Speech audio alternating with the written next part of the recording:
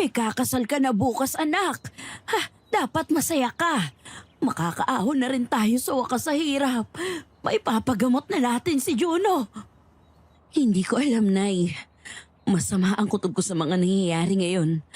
Parang may mali eh. Sa tingin ko kinakabahan ka lang, Maris. Huwag ka mag-alala. Mabait na tao si Don Juan.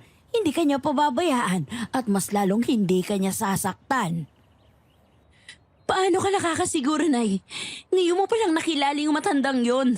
Kung pwede lang umatras, gagawin ko. Hey, napakamakasarili mo. Halos nagkanda-kuba-kuba na ako sa trabaho at maghingalo na yung kapatid mo. Pero yan pa rin ang iniisip mo, ang umatras. Sa oras na hindi ka sumipot sa kasal, kakalimutan na kita bilang anak. Pakinggan niyo naman po ako, Nay. Hindi ako magiging masaya sa piling na matandang yon. Pupunta ako na Maynila. Magtatrabaho ko para maipagamot natin si Juno. Matigas din ang ulo mo, no? Hindi ka nakapag-aral, Maris. Anong klaseng trabaho ang kukunin mo? Kasambahay. Nako, magpapaalila ka sa Maynila. Kung yun ang kailangan, huwag lang ako maikasal sa matandang hukluban na yun. Aba, matapang ka na ngayon. Tandaan mo, Maris, bukas na ang kasal at wala ka nang magagawa. Magiging asawa ka na ni Don Juan.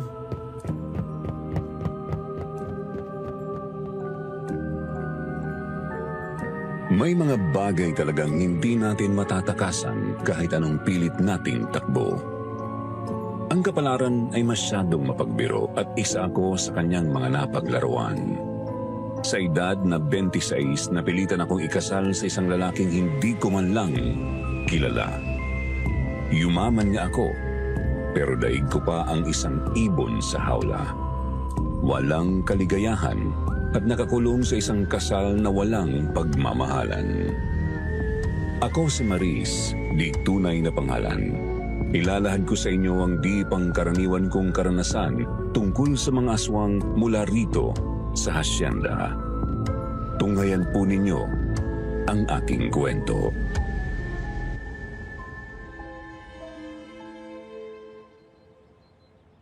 Mahal, gising na. Kakain na tayo. Alam kong ayaw na ayaw mong lumalamig ang pagkain.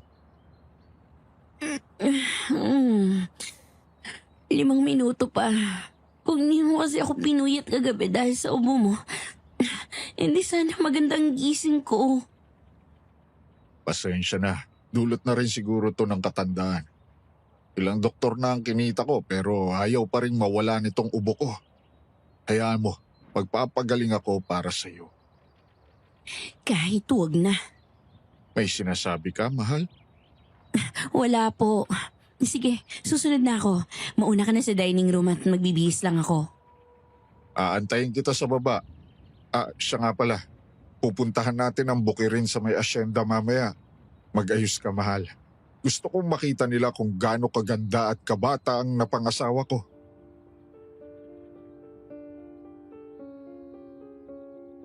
Ilang linggo pa lang kaming kasal pero pakiramdam ko ilang dekada na akong nakatali sa kanya. Mabait at mapagmahal si Don Juan pero hindi ko talaga makuha sa sarili kong suklian ang mga pinakikita niya. Aaminin kong wala sa kanya ang puso ko. Kung nakinig lang sana si nanay, edi sana wala ako sa ganitong sitwasyon. Pero masyado kaming nagpabulag sa pera kaya kalayaan ko ang naging kapalit. Pagbaba ko ng dining room, bumungad ang kapatid kong si Marlon at si nanay na nauna nang kumain sa lamesa. Dito sila itinira ni Don Juan pagkatapos kaming may kasal.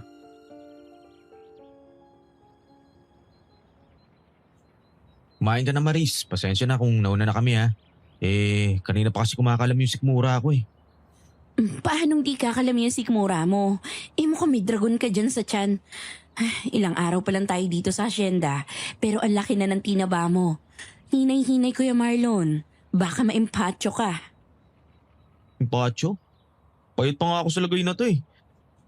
Huwag kang mag-alala. Malaki ang imbudo ng tiyan ko kaya kayang-kaya kong kumain ng pang-2 tao.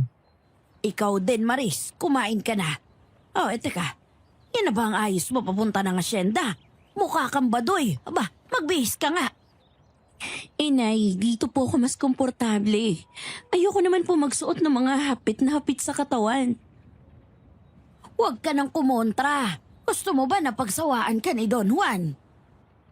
Pagsawaan? Saan naman galing yon, Ising? Nariyan po pala kayo, Don Juan. Pinagsasabihan ko lang naman po itong si Maris. Masyado kasing baduy kung manamit. Simula ng pinakasalang ko ang anak mo, nangako akong hinding-hindi ko siya pagsasawaan at ipagpapalit. Si Maris na yata ang pinakamagandang babaeng nakilala ko. Oo, narinig mo yun, Maris. Sayong-sayo na talaga ang puso nitong si Don Juan eh. Natahimik ako habang mapaklang napangiti. Si Don Juan naman ay masayang umupo sa kabisera ng mesa. May pinuntahan na naman siguro ang matanda kaya mas nauna pa akong dumating kaysa sa kanya. Pinanlisikan ako ni nanay habang umuupo ako. Gusto niya sigurong magpalit ako. Binilisan ko na lang ang kain para makaalis ako kaagad sa dining area. Kapag nagtagal pa ako sa paningin ni nanay baka mag-away lang kami. Sa oras na matapos ako tumayo rin sa kinauupuan niya si Don Juan. Sinundan niya ako sa labas at doon kami nakapag-usap ng masinsinan.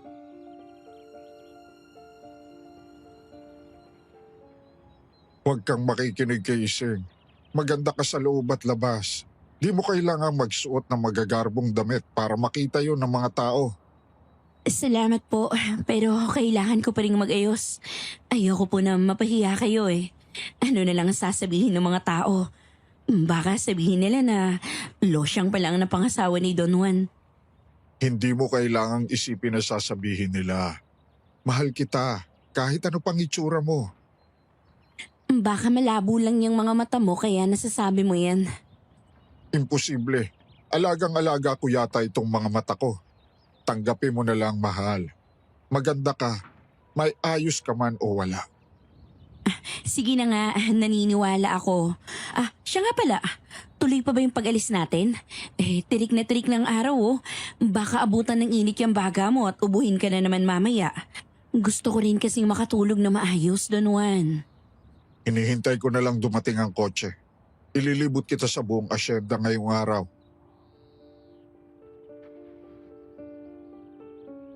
Nakaramdam ako ng kakaibang saya sa oras na sabihin yun ni Don Juan.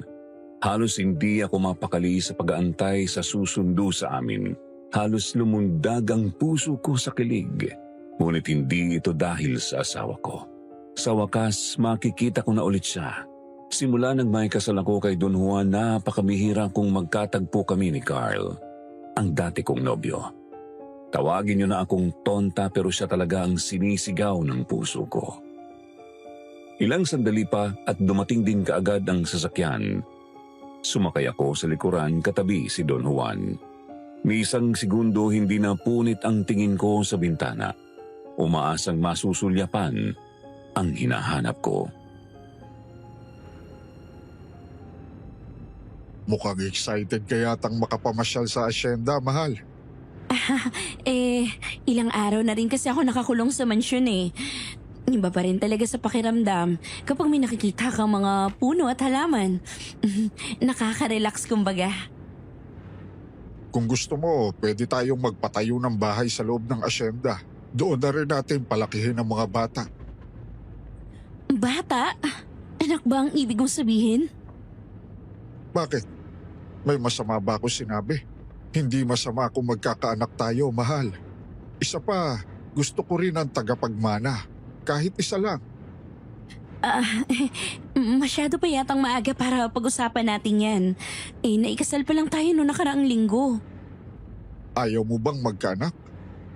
Sa tono kasi ng boses mo, parang tutol ka. Hindi naman sa ganun.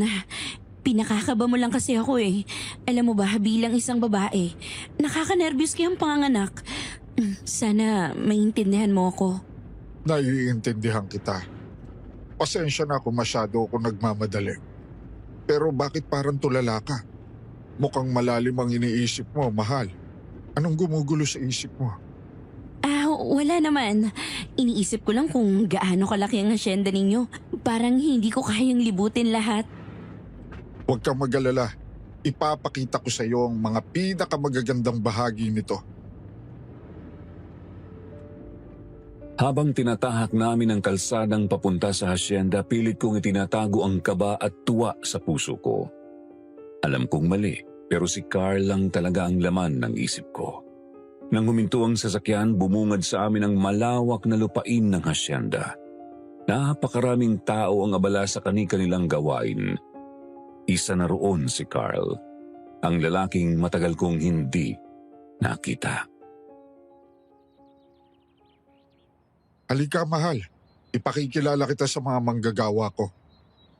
Sige. Pero baka hindi ko sila matandaan lahat sa dami nila. Ayos lang yon. Isa-isa ko silang ipakikilala. Huwag kang mag-alala. Mababait ang mga tao rito. Habang naglalakad kami, agad kong napansin si Carl. Nakahubad siya ng pangitaas at kitang-kita ang pawis na bumabakat sa kanyang matipunong katawan. Tila bumagal ang oras nang magkatagpo ang aming mga mata. Carl, halika rito. Ipakikilala kita sa asawa ko. Magandang araw po, Don Juan. Magandang araw din sa iyo, ma'am. Magandang araw. Ito ang asawa ko, si Maris. Maris, si Carl. Isa siya sa mga pinagkakatiwalaan kong tagapamahala dito sa hasyenda. Malaking karangalan pong makilala kayo, ma'am. Salamat, Carl. Mukhang masipag ka sa trabaho. Ginagawa ko lang po makakaya ko. Gusto ko pong masuklian ng tiwala ni Don Juan. Siya nga pala.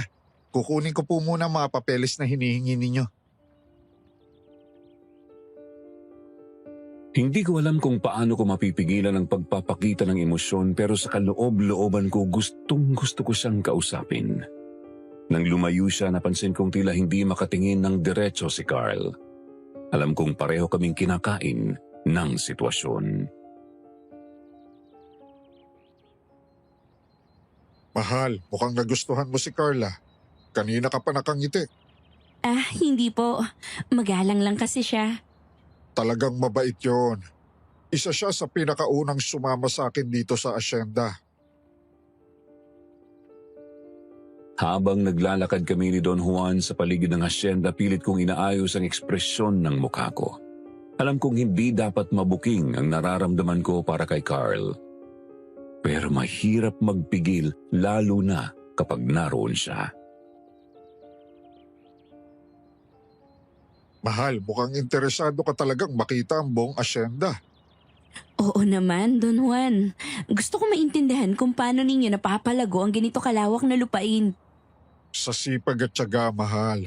At syempre, sa tulong ng mga taong nagtatrabaho rito. Kung wala sila, hindi ko magagawa ang lahat ng ito. Don Juan, ito po ang mga ulat na ipinagagawa ninyo tungkol sa ani ngayong linggo. Salamat, Carl. Ang sipag mo talaga.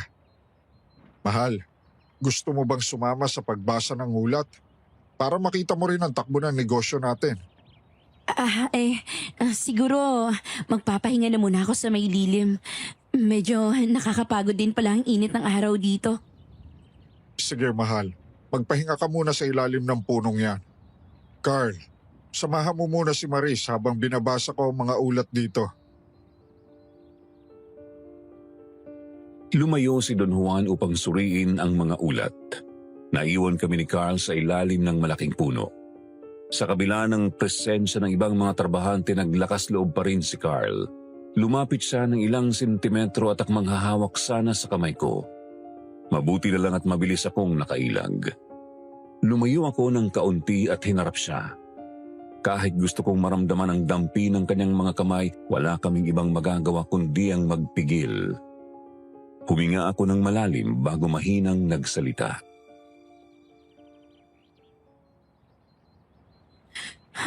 Carl, kailangan nating mag-ingat.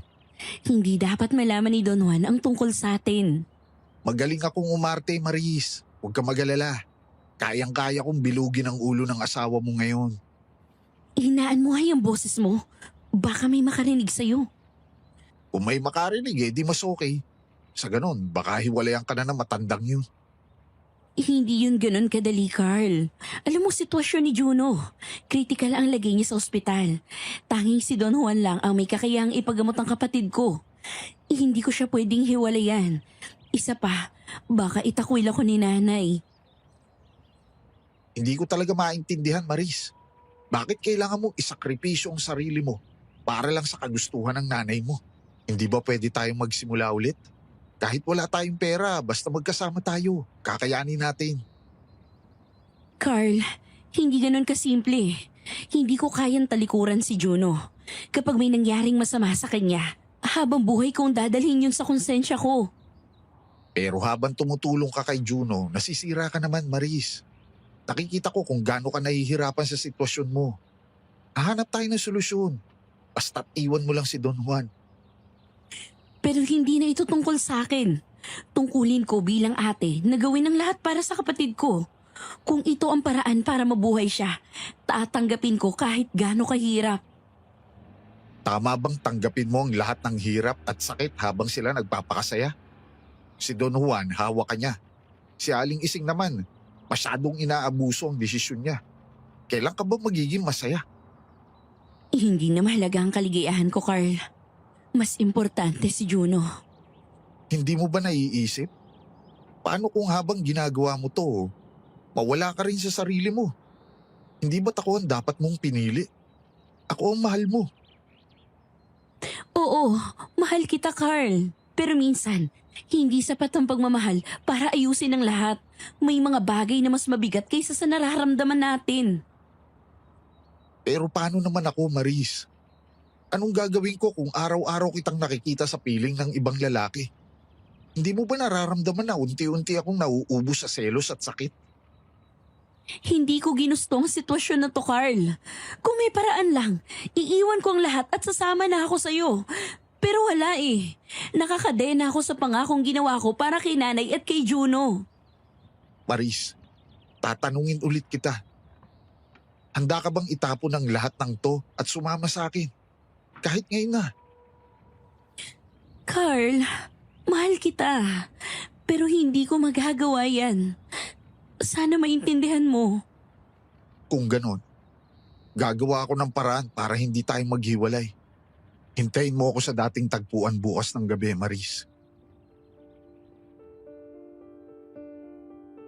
Pagkatapos niyang sabihin yon, umalis kaagad si Carl. Kasabay naman niyang dumating si Don Juan. Kung kanina masaya at maligalig ang kanyang ekspresyon, ngayon ay bigla itong naging matamlay. Kasunod niya ang isang babaeng umiiyak na may kasamang bata. Bago ako hinarap ni Don Juan, kinausap niya muna ang dalawa. Inabutan niya pa ito ng pera. Sa pagkakarinig ko, namatayan ang babae. Kawawa naman si Lourdes. Nabiyuda na maaga.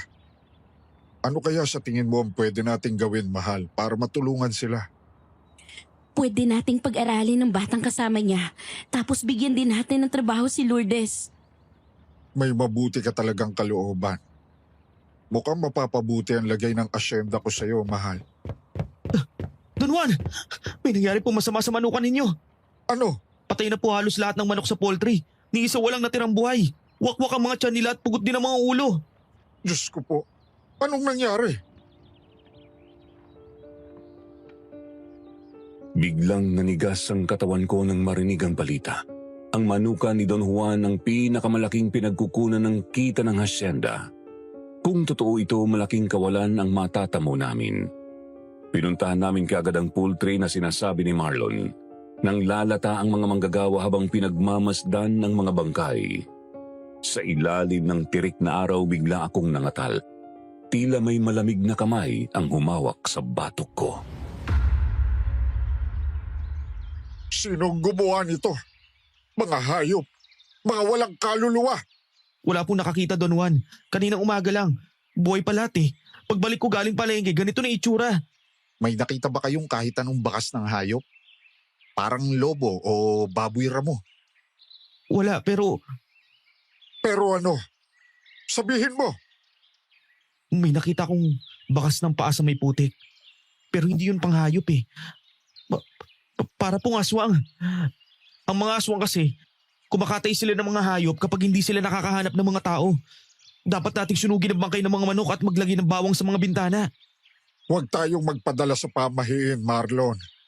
Tao ang gumawa nito. Mga rebelde o katihan na naiinggit sa asyenda. Kung tao man, bakit wala ni isang pirasong laman ang naiwan? Bakit pati laman loob hinugot? Parang gawa to ng aswang. Ang paraan ng pagpatay sa mga manok kakaiba. Wala pong natira kundi mga buto at balat. Malaking kawalan nito sa asyenda. Anong gagawin natin? Kailangan natin ng albularyo. Dapat magpaalam tayo sa mga anito. Kuya, huwag kang maniwala sa mga pamahiin. May mas logical na paliwanag siguro dito. Baka mga magnanakaw lang ang gumawa nito. Pero ang linis ng pagpatay sa mga manok, pati laman loob wala eh. May nakita akong mga bakas ng paa sa paligid ng manukan, Don Juan. Hindi ito ordinaryong paa ng tao o hayop. Malalaki. At parang may mga kuko. Sige, hanapin natin ang mga bakas na yan. Kung tao man ang gumawa nito, hulihin natin sila. Kung aswang man, ipapatugis ko sila sa pinakamagagaling na mga ngaso.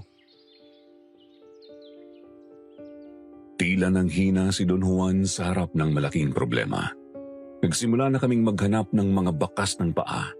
Si Carl ay masigasig na nagsusuri sa paligid, samantalang si Kuya Marlon at mga manggagawa ay nagsimula ng magsunog ng mga bangkay ng manok.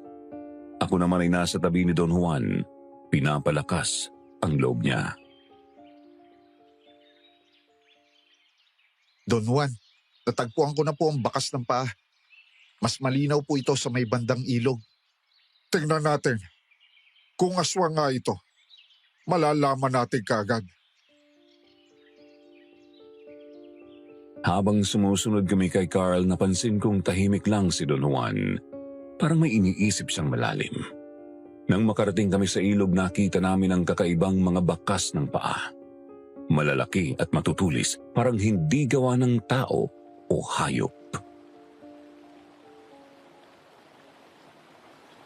Aswang nga ito. Don Juan! Anong gagawin natin? Kailangan natin mag-ingat. Hindi tayo dapat magpadala sa takot. Hahanapin natin kung sino ang nasa likod nito. May napansin ako. Ang mga bakas ng paa ay may parehong hugis sa mga bakas na natagpuan sa mga lugar kung saan may mga nawawalang tao noong nakaraang taon. Ibig sabihin, may koneksyon ito sa mga pagkawala ng mga tao? Oo, kailangan nating imbestigahan to ng mabuti. Kailangan din natin protektahan ang asyenda at ang mga tao dito. Nilamon kami ng takot at ang asawa ko lang ang hindi natinag. Pagkatapos naming ayusin ang mga bangkay ng manok, inuwi muna ako ni Don Juan. Natakot yatang matanda na baka matroma ako sa mga pangyayari. Pero buti na lang at matibay ang sikmura ko. Pagkarating ko ng bahay, nakangiting bumungad kaagad si nanay. Binati niya kami at pinagtimpla pa ng juice.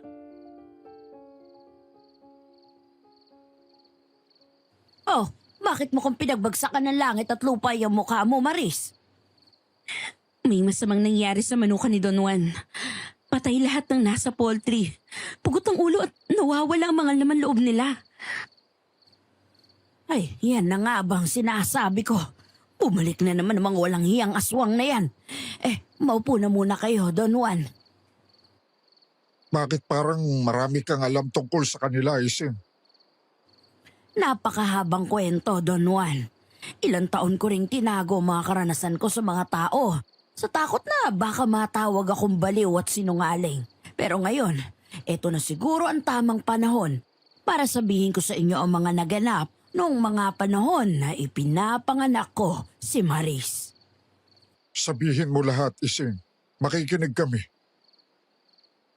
Gabi noon nung datnan ako ng panganganak, bata pa lang si Marlon at umalis ang asawa ko upang mangaso sa gabi.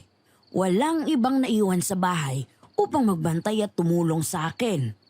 Buong akala ko pa nga magiging normal lang ang gabing yun. Pero nagkamali ako.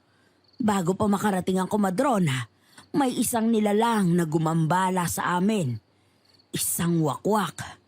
Pinilit kanyang kunin Maris. Buti na nga lang at may sumaklolong mga kapitbahay. Wala silang nakitang aswang pero sigurado akong wakwak ang sumalakay sa atin. Muntik na nating ikamatay ang pangyayaring yon. Pero sa awa ng Diyos, walang dugong dumanak. Ibig sabihin, isang maswerteng sanggol si Maris. Ayan din ang sabi ng nanay ko nun. Bukod sa lapitin siya ng lalaki, mabilis din dumadating ang pera sa amin ang dahil sa kanya. May kinalaman po bang aswang sa pagiging maswerte ko? Matagal nang sabi-sabi na kumukuha ang mga aswang ng mga batang pwede nilang gawing tagapagmana ng batong itim. Hindi malabong nabasbasan ka ng wakwak Maris. Yun ang nagdala sa iyo na swerte. Buong araw na hindi nawaglit sa isip ko ang sinabi ni Nanay at Don Juan. Kung totoong swerte ako, bakit pakiramdam ko malas na malas ako dahil sa kasal namin ni Don Juan? Napakalaking palaisipan naman kung iisipin ang sinabi ni Nanay. Habang nag-iisa ako sa silid, biglang may kumatok. Akala ko si Don Juan, pero nang buksan ko ang pinto, si Carl pala. Nagulat ako sa kanyang pagdating.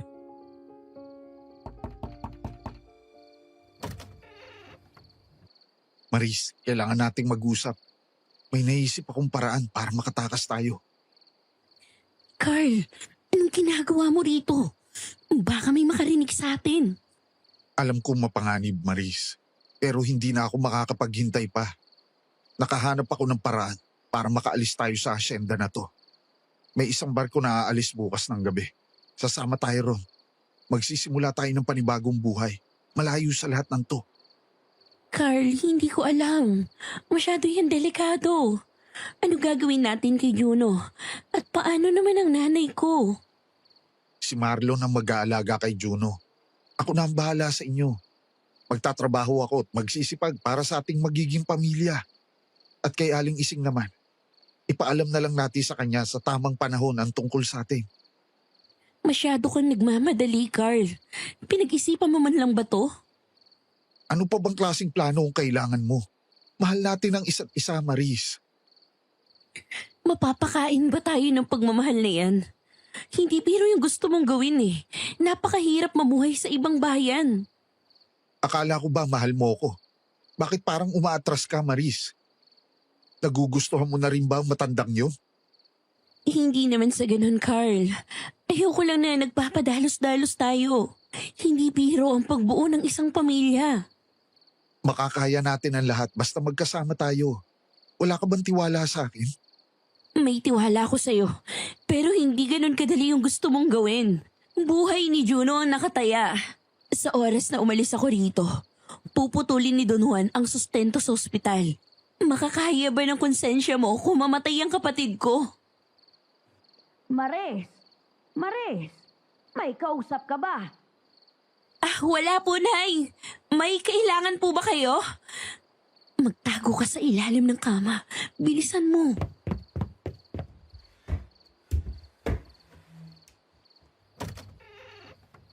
May kaunting pabor lang sana akong hihingiin sa'yo, anak. Papasok na ako, ha? Ano po yun, Nay? May pera ka ba riyan? Kinulang kasi ako Di ba kabibigay ko lang sa inyo? Saan niyo na naman ginamit yung pera, Nay? Huwag mo nga akong pagsalita ng ganyan. Kahit ilang milyon pa ang ibigay mo, wala kang karapatang hanapin kung saan ko ginagasta ang pera. Pero Nay, bilang asawa ni Don Juan, karapatan ko din na malaman kung saan nagagastos ang pera. Hindi naman ako yung mayaman kundi si Don Juan. Wala akong pakialam. Gusto mo bang mapahiya ako sa mga kaibigan ko? Ano na lang ang iisipin nila? Na mahirap pa rin tayo. Bigyan mo na ako ng pera, Maris. Kailangan ko yun para sa... basta. Sige, Nanay. Pero pakiusap. Huwag na huwag mo sasabihin kay Don Juan ang tungkol rito. Huwag kang mag-alala. Ako ang bahala sa'yo. Hindi malalaman ni Don Juan ang tungkol dito. Pero magkano po bang kailangan nyo? Maliit lang naman. Mga 5,000. gagawin ninyo, Nay, sa 5,000? Huwag ka nang marami pang tanong. Ibigay mo na lang sa akin ang pera. 3,000 lang hana sa akin, Nay. Okay na po ba to? Ang damot mo talaga. Pero sige, akin na yan. Pwede na rin yung 3,000 kaysa sa wala. O siya, mauna na ako, Maris. Opo, Nay. Ingat po kayo. Pagkaalis ni nanay, sinenyasan ko kaagad si Carl na lumabas sa ilalim ng kama. Bumapang siya at agad na yumakap sa akin. Ramdam niya ang bigat sa puso ko dahil sa mga sinabi ni nanay. Hindi lang ako, kundi pati si Carl ang nakakahalata ng pagbabago sa ugali niya. Simula nang lumipat kami sa mansyon, naging matapobre si nanay. Panay din ang gastos at panlilibre niya. Habang mas sumihigpit ang yakap sa akin ni Carl, naalala ko ang plano niya. Hindi, Carl. Hindi ako makakaalis ngayong gabi. Hanggang sa masigurado ko ligtas si Juno. Pero Maris, paano kung may mangyari sa'yo habang nandito ka? Paano kung malaman nila ang tungkol sa atin? Alam ko, pero hindi ko basta-bastang iiwanan ang pamilya ko. Hindi ko hahayaang mamatay si Juno. Sige, gagawa tayo ng panibagong plano. Aalis tayo na sama-sama, pero titiyakin muna natin ang kaligtasan ni Juno. Maraming salamat, Carl. Mahal na mahal kita. Akmang hahalik sana sa akin si Carl pero bigla siyang natigilan dahil sa tunog na nanggagaling sa labas ng terasa. Sinabayan pa ito ng pagaspas ng mga pakpak at pag-iyak ng parang isang ibon. Napalunok ako at kapit kay Carl na iwang nakabukas ang malaking pintuan sa terasa. Anumang sandali, maaari siyang makapasok. Mahigpit na hinawakan ni Carl ang kamay ko, umatras kami ng unti-unti palayo sa pintuan. Gustuhin ko mang sumigaw para humingi ng tulong, hindi kami pwedeng madatnan na magkasama ni Carl. Tiniis ko ang takot habang nakamasid sa terasa. Habang mas tumatagal, mas lalong nagiging malinaw ang itsura ng nilalang. Isang wakwak. May malalaki siyang mga pakpak at matatalim na kuko. Tinakpan ni Carl ang bibig ko, pilit na pinatatahimik ang mabilis kong paghinga. Kahit malamig ang paligid, tagaktak kami pareho ng pawis. Nang marating namin ang pintuan, nagsimula na ring maglakad papasok ang wakwak, pero mukhang hindi ito nagmamadali. Paisa-isa siya kung humakbang, parang pinakikiramdaman ng lugar. Makikita na sana kami nito pero biglang may kumatok ng malakas sa labas ng pintuan. Nagulat ang wakwak at mabilis na umalis. Maris, bumaba ka na raw, sabi ni Juno. Gusto ka niyang makalaro. Sige, susunod na lang ako. Mauna ka na. Pakisabing antayin niya na lang ako ng ilang minuto. Mabilisan mo ha, kanina pa yung naghihintay sa'yo. Kawawa naman yung bata. Oo na, kuya. Bumaba ka na. Pagkaalis niya, lumabas ka kaagad, Carl. Mabuti na lang at ligtas tayo. Babalik ako, Maris. Hintayin mo ko. Aasahan ko yan. Pero sa ngayon, kailangan mo na munang umalis. Lumipas ang gabing may halo ng takot at lungkot ang puso ko. Kahit anong laro namin ni Juno, hindi pa rin mapawi ang bigat ng nararamdaman ko. Bukod sa problema namin ni Carl, dumagdag pa ang wakwak sa mga dapat kong isipin. Kahit sa pagtulog, pilit akong binabangungot ng mga pangyayari. Buong magdamag akong walang maayos na pahinga at kahit si Don Juan, napansin ito kinaumagahan. Bakit mukhang matamlay ang misis ko? Iniisip mo pa rin ba ang nangyari sa manukan? Kung yun ang bumabagabag sa'yo, ako na ang bahala roon, mahal. Ayos lang ako, huwag mo akong intindihin. Bumaba na lang tayo para kumain. Magsabi ka ng totoo. May problema ka ba? Ayaw na ayaw ko nang nagtatago, Maris. Nakakita kasi ako ng wakwak kagabi. Hindi ako makapaniwala na totoo sila. Natatakot ako na baka balikan niya ako at saktan. Hanggang nandito ako, walang mangyayaring masama sa'yo. Poprotektahan kita, mahal. Hanggang sa huling hininga ko, walang makakapanakit sa'yo. Maraming salamat, Don Juan. Napakabuti mo talagang tao. Para sa'yo, gagawin ko ang lahat. Ganon kita kamahal. Kaya sa susunod na may problema ka, huwag kang mahihiyang magsabi sa akin. Handa akong makinig. Niyakap niya ako at hinalikan sa noo. Kahit papaano nabawasan ang bigat ng nararamdaman ko dahil sa mga sinabi niya. Pagkatapos naming mag-usap, tinawag na kami kaagad ng isa sa mga kasambahay upang kumain. Habang pababa kami ni Don Juan, kapansin-pansin ang kakaibang kilos ng mga kasambahay. Panay ang bulungan nila at tingin sa akin. Kahit si nanay matalim din ang titig sa akin. Bago pa namin marating ang hapagkainan, biglang may humila kay Don Juan at sumenyas na mag-usap muna sila. Kasabay ng pagalis niya ang pagsunggab ni nanay sa akin. Ano tong naririnig ko na may kalaguyo ka raw? Ha? Saan naman ang galing ang kwentong yan, Nay?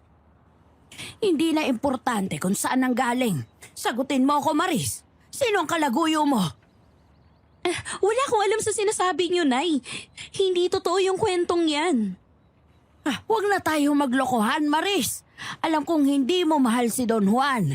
Hindi imposible na maghanap ka ng kabit. Tumigil na nga po kayo. Baka marinig ka pa ni Don Juan. Anong maririnig ko?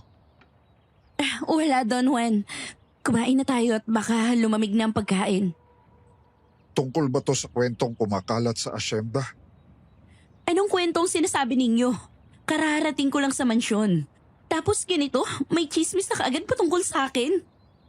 Ang sabi kasi ng mga manggagawa, may nakikita raw silang lalaking pumapasok sa silid mo tuwing gabi. Ha? Anong klaseng paninira naman yan? Walang pumapasok sa silid ko bukod sa inyo. Pero Maris, may nakita pa raw sila. At ang sabi pa nila, lagi kang nakikipagkita sa isang binata sa may ilog. Ilog? Wala po kong alam dyan, Don Juan. Siguradong nagkakamali lang sila. Sana nga Maris, sana nga nagkakamali lang sila. Pero, alam mo, nakakaramdam na ako ng kakaiba. Don Juan, maniwala po kayo sa akin. Wala po akong ibang lalaki. Kayo lang. Maris, kung may tinatago ka sa akin, sabihin mo. Ayoko nang may lihim tayong dalawa.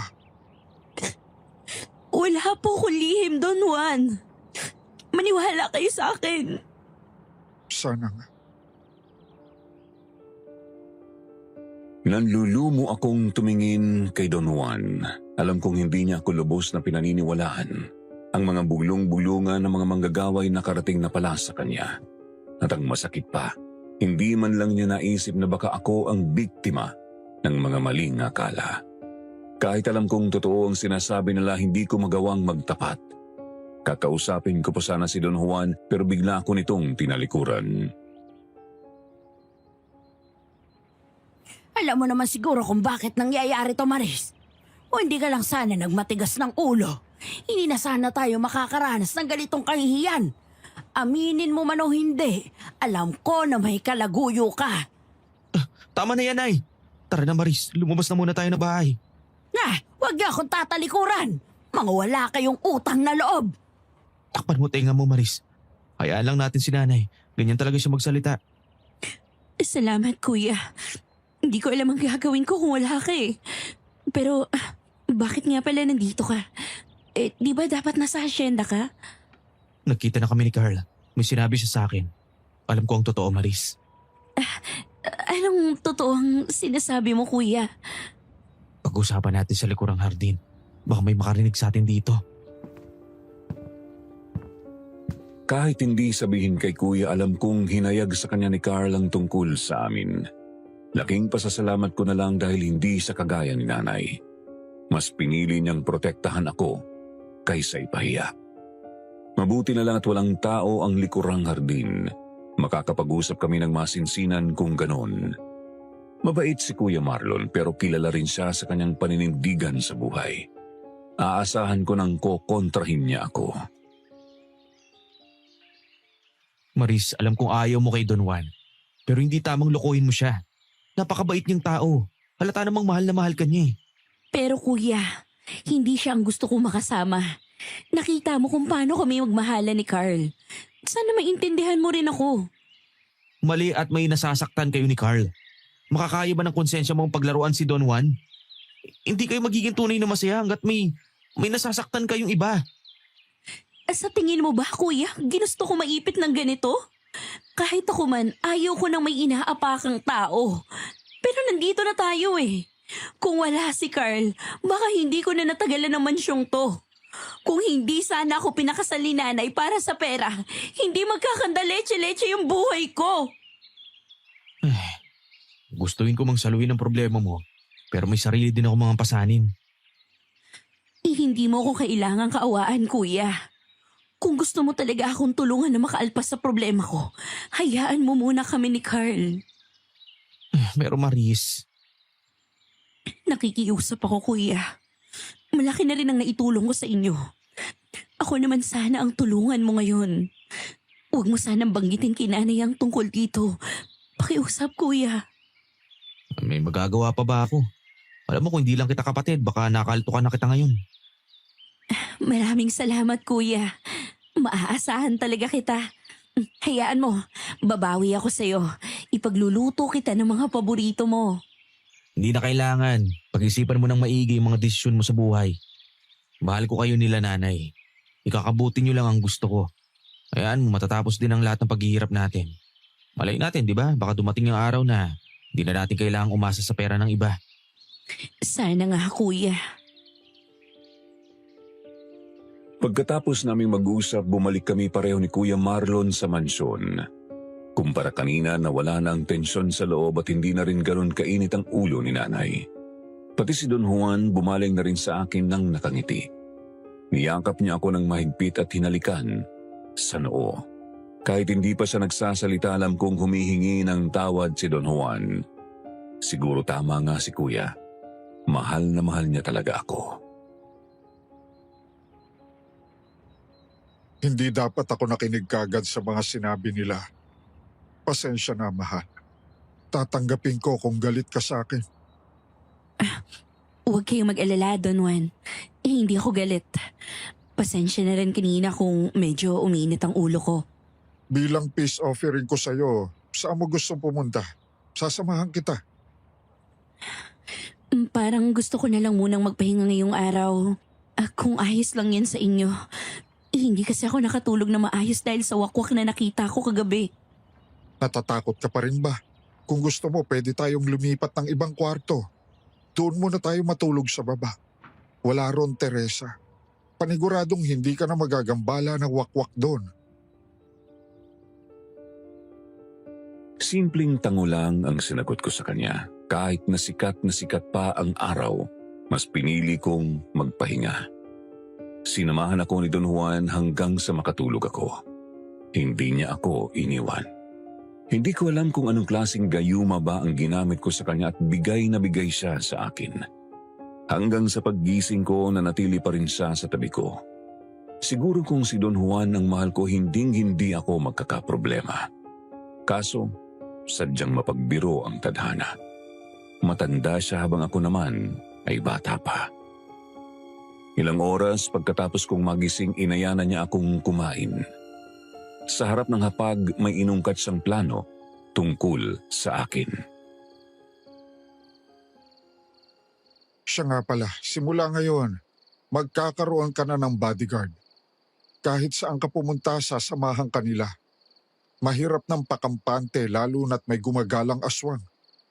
Kahit pa sa umaga, kaya nilang magkatawang tao at sundan ka. Pero Don Juan, kaya ko naman ang sarili ko.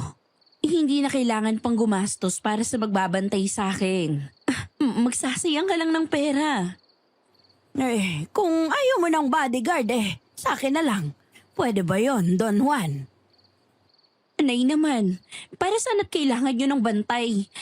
Wala namang banta sa buhay ninyo. Kaya nga, Nay. Saka mukhang gusto mo lang magpasikat sa mga kaibigan mo eh. Anong pasikat? Hoy mga anak, mayaman na tayo ngayon. Baka mamaya makidnap ako o di naman kaya manakawan. Umaandar na naman ang pagiging praning mo. Ay naku, palagi mo naman akong kasama na eh. Walang masamang mangyayari sa'yo. Si Maris dapat ang may bodyguard. Tama si Marlon. Buo na ang desisyon ko. Bukas na bukas may magbabantay sa'yo.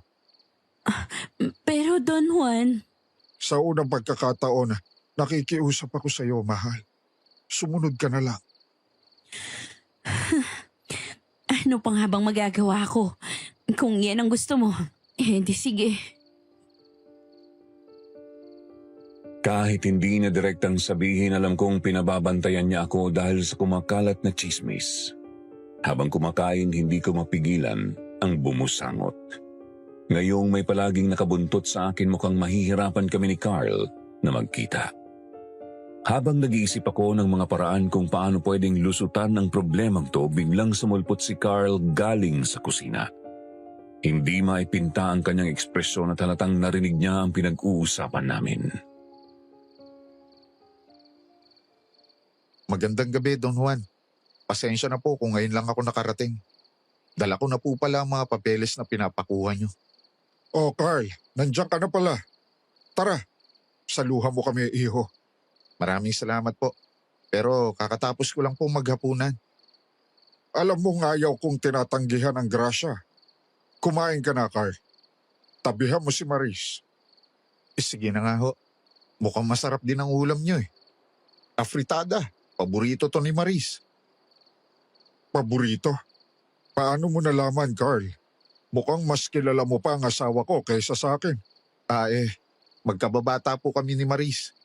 Magkababata? Lumaki ka bang kasama sila, Maris? Opo. Sa katunayan, matali ko pa nga pong kaibigan ng asawa ninyo.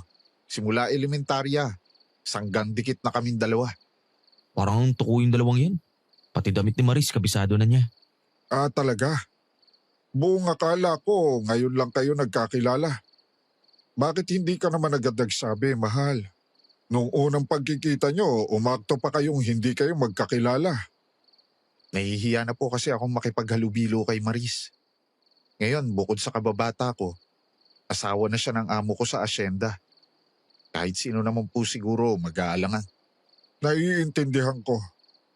Pero wala namang kaso sa akin kung gusto mo pa rin maging kaibigan si Maris. Sino ba naman ako para tumutol, hindi ba? Napakabait niyo po talaga, Don Juan. Mabuti na lang at ikaw ang napangasawa nitong si Maris. Kampante ako kahit papaano nasa magandang lagay siya. Kung kalagayan lang din ni Maris ang inaalala mo, wala kang dapat problemahin.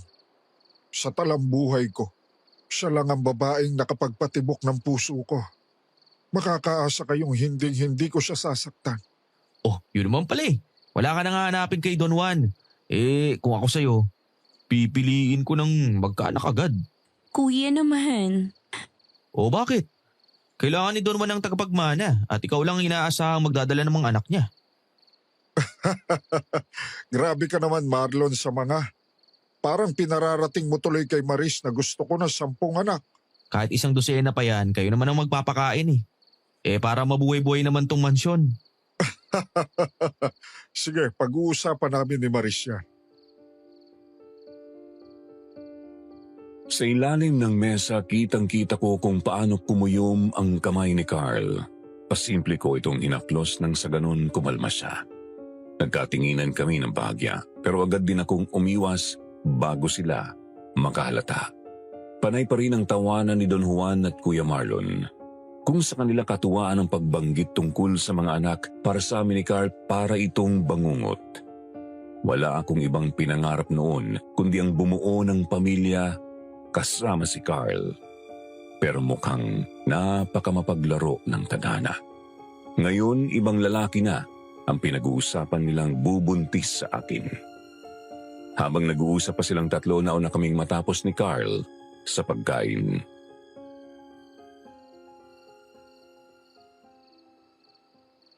Lumalalim na po ang gabi, Don Juan. Magpapaalam na po siguro ako. Pero bago ako umalis, pwede po bang makausap ko muna si Maris? Walang problema, iho. Sige, mahal. Ihatid mo muna itong si Carl sa labas at mukhang namiss kang kausap ng kaibigan mo. Maraming salamat po. Mauna na ako, Don Juan. Mabilis kaming lumakad patungong gate ng mansyon. Sa laki ng mga yapak ni Carl, halatang halata kung gaano siya napikon sa kanyang mga narinig. Sa oras na papansin kong walang tao, agad kong hinawakan ang kanyang braso.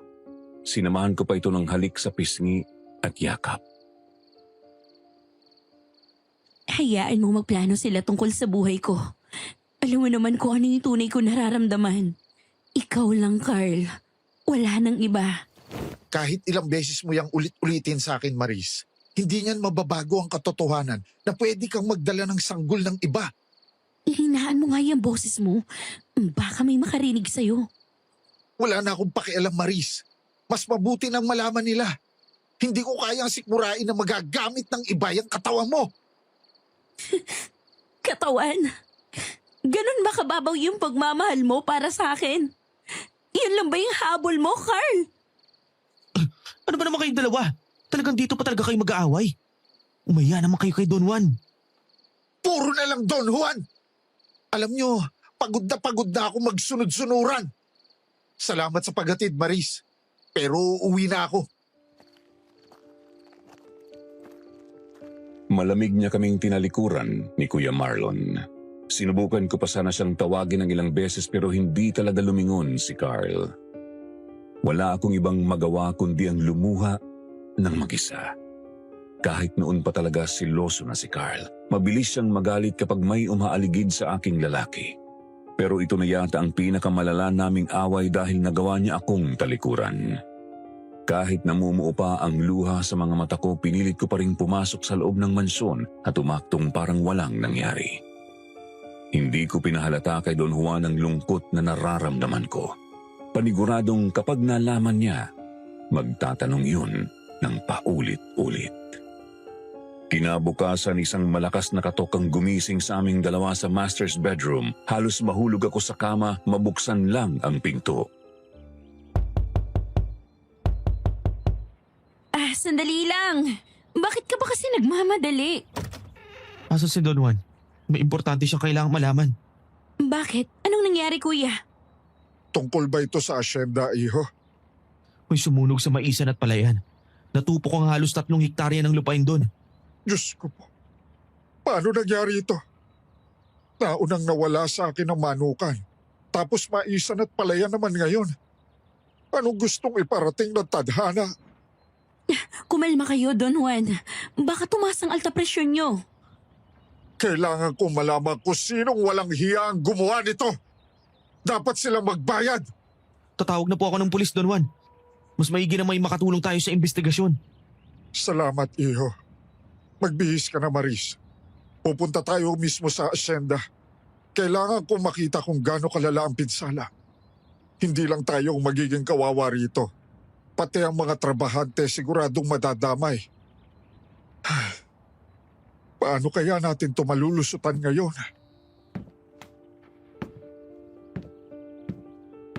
Agad kaming nagbihis ni Don Juan at bumaba para puntahan si Marlon sa labas. Naroon na ang mga pulis at naghihintay na lang ng go signal para simulan ng investigasyon. Nang makarating kami sa hasyenda, bumungad sa amin ang nakapangingilabot na tanawin. Ang dating luntiang palayan at maisan, ngayon, abo na lamang.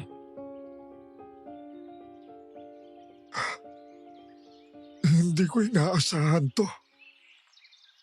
Wala po nakakita, Don Juan. Mabilis daw ang pagkalat ng apoy. Para bang sinasadya yung pagkasunog eh. May kaaway po ba kayo na pwedeng gumawa nito, Don Juan? Marami akong kakompetensya sa merkado pero hindi naman kami umabot sa ganito. Ito ang unang beses na may nagtangkang pabagsakin ng asyenda. Kailangan nating mahuli kaagad ang salarin. Baka mamaya kung ano pa yung magawa niya eh. Makakaya kong tanggapin ang pagkalugi. Pero kung sakaling kayo naman ang galawin niya, buhay sa buhay kaagad ang magiging usapan. Mukhang hindi lang pala aswang ang makakaharap natin ngayon. Kundi pati mga taong halangang bituka. Simula ngayon, mas lalo kong hihigpitan ang seguridad ni Maris. Habang pinakikinggan ko sila, natanaw ko mula sa malayo si Carl. Masama pa rin ang kanyang tingin sa amin. Alam kong mahirap ang mambintang, pero nagkakaroon ako ng kutob na siya ang may pakana nito. Habang abala silang lahat sa pakikipag-usap sa mga pulis, pasimple akong lumapit kay Carl. Hinila ko siya sa likuran ng malaking puno ng mangga. Natuwa ka ba sa munting sorpresa ko sa inyo ni Don Juan? Siguro naman, mabubuo na ang loob mo na makipagtanan sa akin, Maris. Nasisiraan ka na ba, Carl? Nang pumasok sa isip mo at sinunog mo ang asyenda. Walang ginagawang masama sa'yo si Don Juan. Anong wala? Hindi pa ba sapat na kinuha kanya sa akin? Pagod na ako maging sunod-sunuran sa matandang yon. Sige, isigaw mo pa para marinig nila tayo. Mahiya ka naman, Carl. Sana ilugar mo rin yung pagsiselos mo. Hindi pwedeng puro emosyon na lang natin yung gumagana. Siguro nahuhulog ka na rin kay Don Juan, kaya ganyan ka magsalita. Tapatin mo nga ako, Maris. Mahal mo na ba si Tanda? Siyempre hindi. Alam mong ikaw lang ang mahal ko, Carl. Ang sakit isipin na pinagdududahan mo na ako ngayon. Sige, iiwan muna kita. Baka sakaling makapag-isip-isip ka kung gaano kamali ang ginawa mo. Maris, sandali. Sorry. Lumuluha akong tumalikod sa kanya. Mukhang hindi lang pala si nanay ang nagiba ang ugali simula nang magpakasal ako. Pati si Carl naging mainitin ang ulo at bugnutin. Siguro tama nga si Kuya Marlon. Hindi talaga kami magiging masaya sa paggawa ng mali. Kahit baliktarin pa namin ni Carl ang sitwasyon, si Don Juan ang legal kong asawa. Mahal ko man siya o hindi, dapat akong maging tapat na may bahay. Kahit basa pa rin ang paligid ng mata ko, pinilit ko nang bumalik sa tabi ni Don Juan. Hintayin po namin ang resulta ng investigasyon. Maraming salamat. Sige po, makakalis na po kayo, sir. Tatawag din po kami kung sakaling may balita rito sa asyenda. Pasensya na po sa abala. Bakit parang nagmamadaling umalis ang mga pulis? Wala raw kasi makuhang ebidensya. Marami pa raw silang kailangang asikasuhin. Babalik naman sila, Maris. Ayos ka lang ba, mahal? Bakit parang namumutla ka? Hindi na dapat kita sinama rito. Huwag ninyo akong intindihin. Konting pagkahilo lang to. May pupuntahan pa ba kayo maliban dito? Hindi pa ako tapos rumonda eh. Kayo na lang muna ni Don Juan ang mauna sa mansyon. Mukhang hindi lang ikaw, Maris, ang kailangan ng pahinga eh. Kanina pa nanghihina yung asawa mo. Sa stress lang to. Panigurado, mamaya magiging maayos din ang pakiramdam ko. Huwag na matigas ang ulo, Don Juan. Bumalik na lang tayo sa mansyon. Hindi na umalma pa si Don Juan pabalik ng mansyon. Buong biyahe kaming tahimik at walang kibo. Marahil dahil pareho kaming problemado ni Don Juan. Pagkarating namin, dumiretso kaagad ako sa kwarto. Halos malapit nang magdapit hapon nang makabalik kami. Kaya siguro pagod kami ni Don Juan.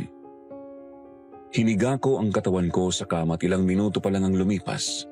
Nakatulog na kaagad ako. Maris, gumising ka! Bakit, kuya? Anong problema? Nag-iwan ng sulat si Carl para sa'yo, pero si Don Juan ang nakabasa.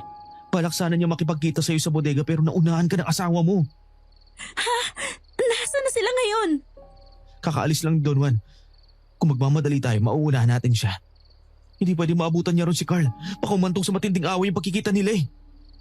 Sige, ipagmaneho mo ko, kuya. Huwag mo nang ipaalam kay nanay na aalis tayo. Wala kaming inaksayang oras ni Kuya Marlon. Halos paliparin niya ang sasakyan papuntang bodega ng hasyenda. Pero kahit anong bilis ng patakbo niya, nauna pa rin nakarating si Don Juan. Sa bungad ng bodega, tumambad sa amin ang magarang pick-up ng asawa ko.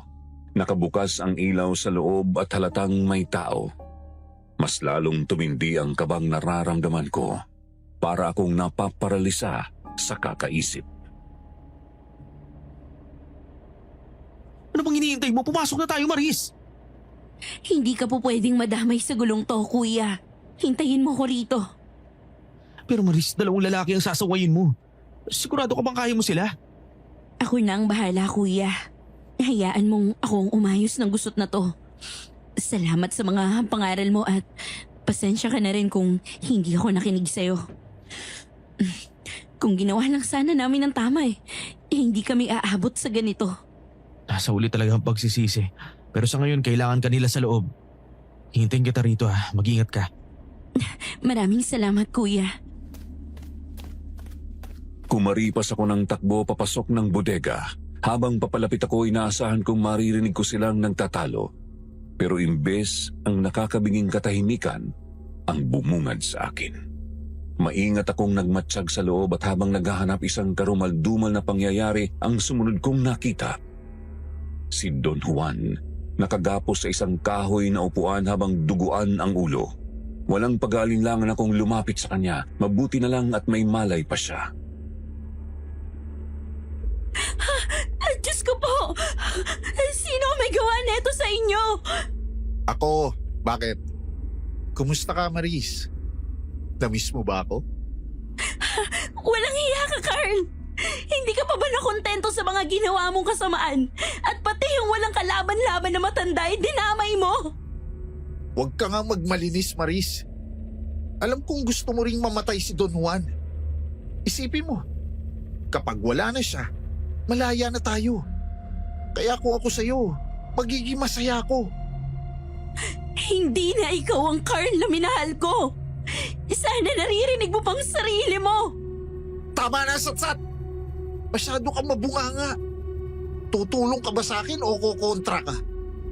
Kasi kung hindi kita kakampi, mas maigi pang sabahan mo yung matanda mong asawa sa hukay. Ako na lang ang patayin mo. Huwag mo indamay si Maris. Grabe ka pa rin kung magbait-baitan, tanda. Kung naiinig ka na, huwag ka mag-alala. Darating din ang oras ng kamatayan mo. Tama na, Carl. Hindi ba ako ang gusto mo? Sige, sasama na ako sa'yo. Pakawalan mo lang si Don Juan. Madali ka naman pala kausap, Maris. Aalis tayo ngayong gabi at dadalhin kita sa isang lugar na tayo lang ang nakakaalam. Hindi mo kailangang gawin to, Maris. Delikadong tao si Carl. Huwag mong ibuwis ang buhay mo para sa isang matandang katulad ko.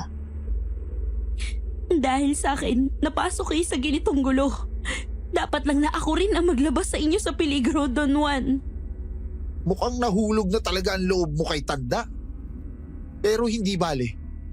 Kaya naman kitang paibigin ng paulit-ulit. Para saan pat ginamitan kita ng gayuma? Ano? Ganyan ka na ba talaga kahibang sa akin, Carl? Oo. Hibang na kung hibang. Pero sa akin ka lang, Maris.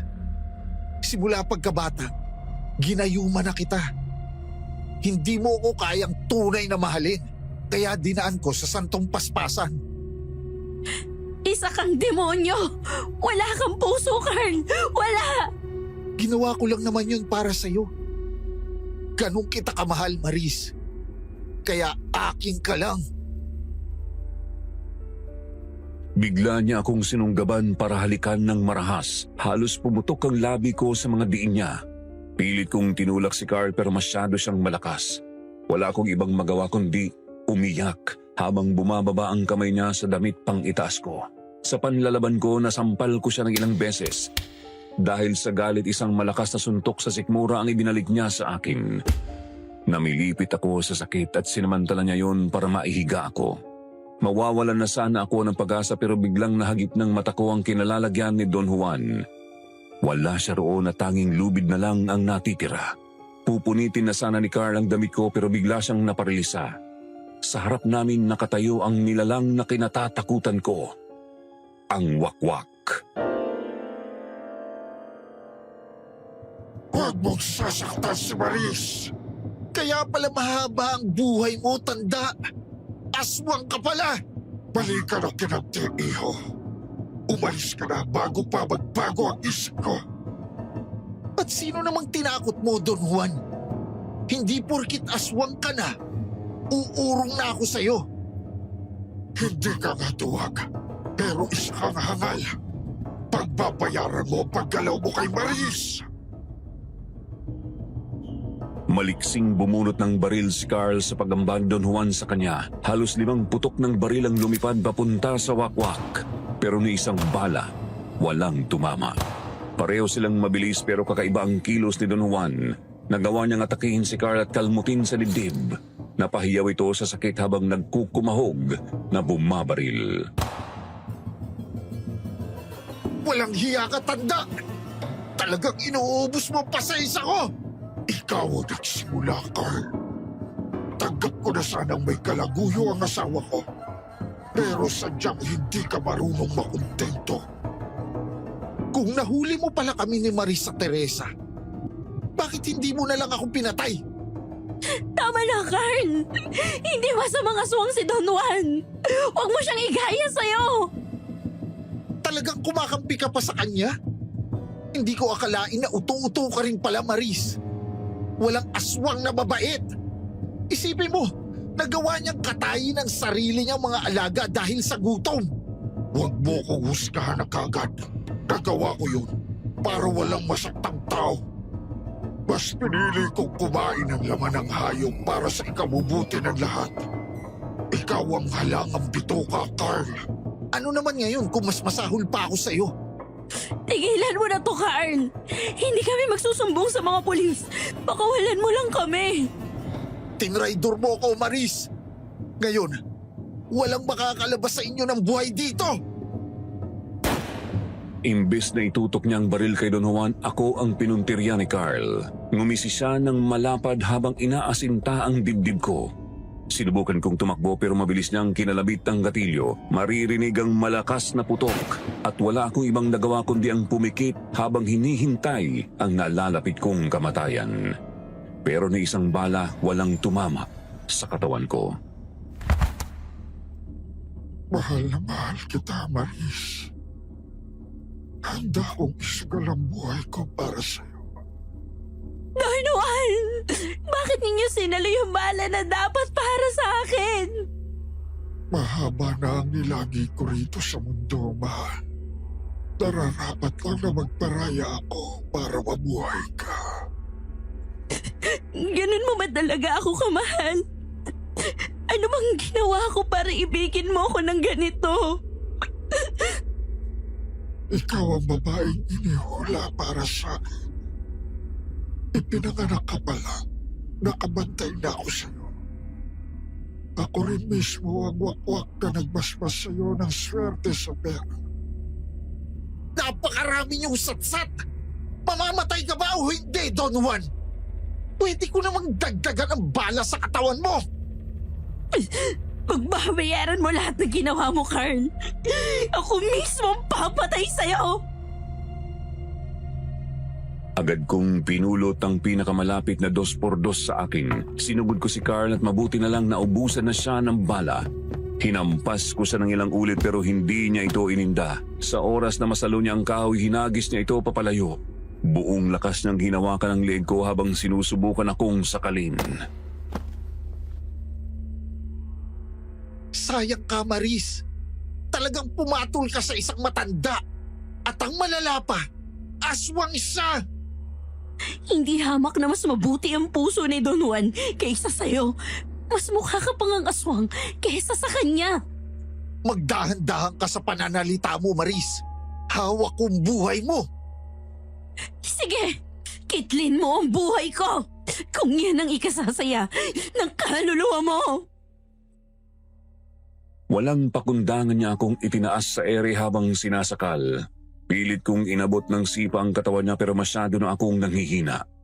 Nang malapit ng malagot ang hininga ko, biglang bumangon si Don Juan. Gamit ang kanyang natitirang lakas, sinaksak niya mula sa likuran si Carl. Tumagos ang matatalim niyang kuko hanggang tiyan. Bumagsak ako sa sahig sa oras na maramdaman niya ang hiwa sa kanyang sikmura. Sabay silang humandusay at una kong tinakbuhan si Don Juan. Inakay ko siya sa aking bisig habang paisa-isa ang kanyang hininga. Sa unang pagkakataon, hindi ako natakot na pagmasdan ang isang aswang. Saan pagamutan kita pwedeng dalhin? Huwag ka na mag-abala, Maris. Tinanggap ko na ang kahihinatnan ng buhay ko. Salamat at hinayaan mong mahalin kita kahit panandalian lang. pakiusap. Lumaban ka. Hindi kakayanin ng konsensya ko kung sakaling mamatay ka, Don Juan. Hinula sa akin ng kaibigan kong albularyo. Naiibig ako sa isang babae. Isang babaeng magiging dahilan din ng kamatayan ko. Wala akong pinagsisisihan sa mga desisyong ginawa ko, Maris. Simula pagkabata mo, binabantayan na kita mula sa malayo. Hanggang sa maging dalaga ka at ipakasal ka na ni Ising sa akin. Buong buo ang puso ko para sa'yo. Patawad. Kung hindi ko kayang suklian ang pag-ibig na binigay mo sa akin. Wala akong hinihinging kapalit, Maris. Mahal na mahal kita. Salamat. At sana maging mapayapa ang kaluluwa mo. Paala, mahal. Hanggang sa susunod nating pagkikita. Sa isang iglap, 2 lalaki ang namatay sa harap ko. Bumalik sa anyong tao niya si Don Juan at doon lumabas ang tama ng baril sa kanyang dibdib. Habang kalong-kalong ko sa bisig si Don Juan, pumasok si Kuya Marlon kasama ang mga pulis. Pilit nila akong tinatanong kung ano ang nangyari. Pero para akong napipi. Kinailangan ko muna mag-isip para mapagtakpan si Don Juan. Sinabi ko ang tunay na nangyari tungkol sa pagloloko ko at kung paanong nag-away sila dahil sa akin. Hindi ko na sinuplong ang pagiging aswang ni Don Juan. Matagal niya akong prinotektahan at nararapat lang na pagtakpan ko rin siya. Makalipas ang ilang araw, inilibing na namin si Don Juan. Walang ibang magluluksa bukod sa amin at ang mga trabahante. Buwan bago natanggap ni nanay ang desisyon ko.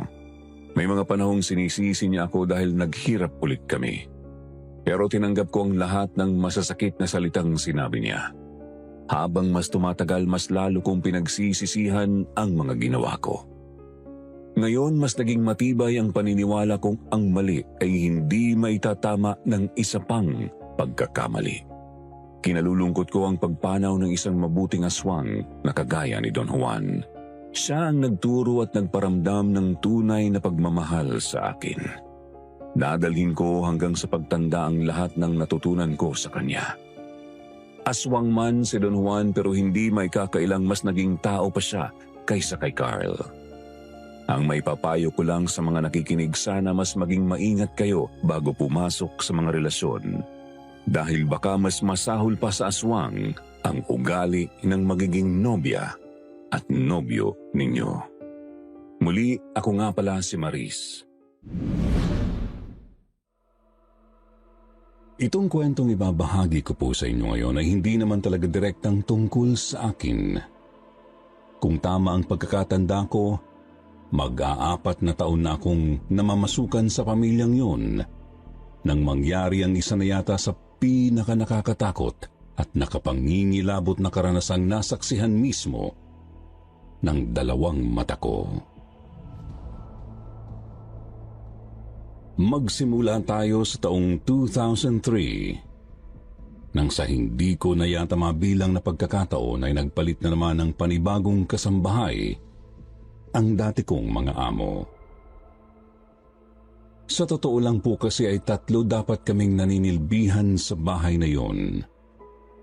Yun nga lang, bukod sa akin ay wala nang iba pang kasambahay na makatagal sa ugali ng amo kong babae. Naitago na lang po natin sa pangalang Gloria. Isa raw dating beauty queen noong kapanahunan niya. Ngunit kung anong ikinaganda ng mukha ni Madam Gloria noong kanyang kabataan, ay isa naman ang ikinapangit ng ugali niya. Malupit, salbahe, masungit at napakadamot niya sa mga kasambahay nila. Sa totoo nga lang ho, kung hindi lang ako nangangailangan ng pampaaral sa anak kong nasa kolehiyo na ng mga panahong yun, ay baka hindi ko rin natiis ang lahat ng kalupitan niya sa amin. Hanggang isang araw nagulat na lang ako ng isang bagong kasambahay na naman ang pumasok sa tahanan ni Madam Gloria. Si Blanca. Hindi niya tunay na pangalan. Katulad ko, meron din hong anak sa pagkadalaga si Blanca. Ang kaibahan lang namin, mas matanda ho ako ng mahigit 10 taon kaysa sa kanya, Sir Jupiter. 23 yata siya ng mga panahong yun, habang ako naman nasa 40 na noon, kung tama ang pagkakatanda ko. Bukod doon, napakaganda ho ni Blanca. Balingkinita ng katawan, makinis at napakaputi, kaya nga ho, inis na inis si Madam noong magdesisyon ang asawa nitong si Sir Patricio na tanggapin bilang bagong kasambahay si Blanca.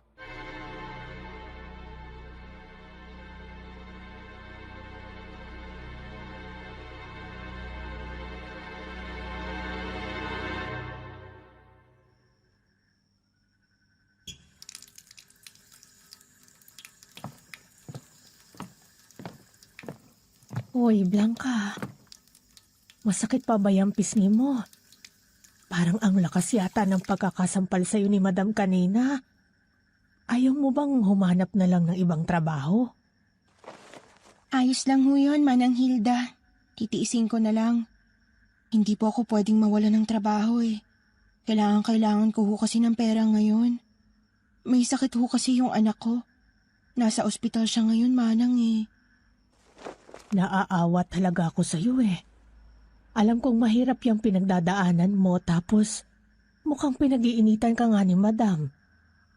Palibhasa, kumukulubot na kasi yung balat niyang pilit niyang pinapabanat sa doktor eh.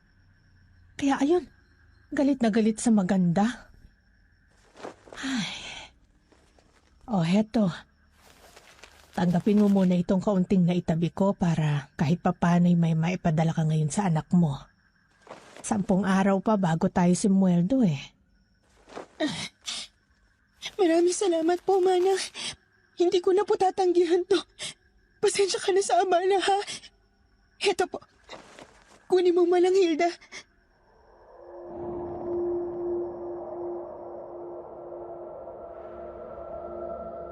Bigla na lang po akong inabutan noon ni Blanca ng isang papel na nakatupi ng maliit, Sir Jupiter. Nagtaka ako kung ano at para saan yun.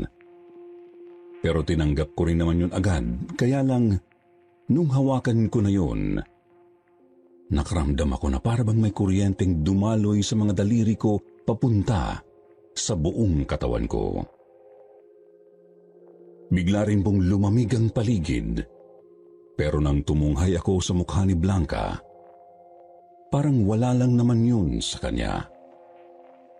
Parang ako lang ang nakaramdam ng mga bagay na yun dahil napakaganda pa rin ang pagkakangiti niya sa akin.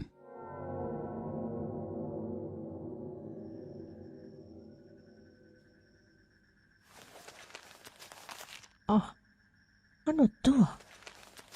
Hindi ko naman maintindihan yung nakasulat eh. Anong lengguwahe ba ito? Orasyon yan, Manang. Sa salitang Latin. Pwede mong magamit yan sa oras na mangangailangan ka ng proteksyon. Huwag mo ipapabasa yan sa iba, ha? Sa'yo lang din kasi gagana yan eh. Dahil sa'yo ko to pinangalan. Orasyon? May lahi ka bang mangkukulam? Manggagamot sa probinsya yung yumaong lola ko na nagpalaki sa akin, Manang. Madalas, sa panggagamot lang naman niya ginagamit ang kaalaman niya, pero oo, may alam din talaga siya sa itim na karunungan.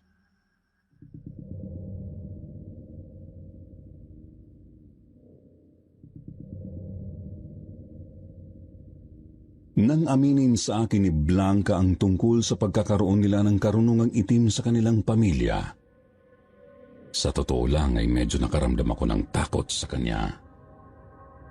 Doon lang din ako naliwanagan kung bakit nga ba unang kita ko pa lang sa kanya ay nahihiwagaan na ako sa kanyang pagkatao.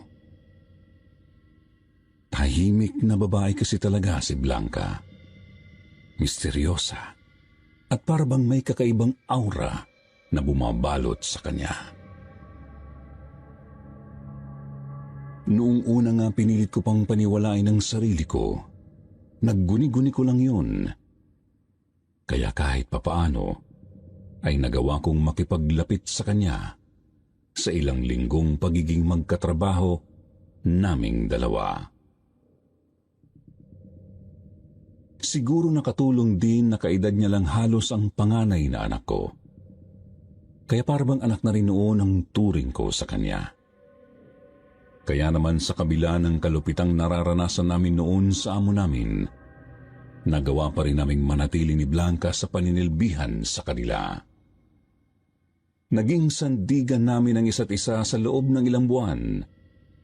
Ngunit hindi ko akalaing may isasagad pa rin pala talaga ang kasamaan ng ugali ni Madam Gloria.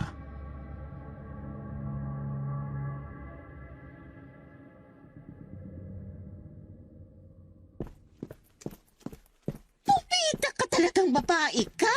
Palibasa, wala kang pinag-aralan kaya inutil ka eh. Alam mo ba kung gaano kamahal ang damit na ito tapos susunugin mo lang? Buisit ka! Matagal na ako nagtitimpi sa'yo eh. Madam, sorry po. Hindi ko naman po sinasadya eh. Madam, ano pong gagawin niyo dyan sa plancha? Sinunong mong maganda at mamahalin kong damit, hindi ba? Pwes, susunugin ko rin yung maganda at nakakairita mong mukha. Madam, huwag po!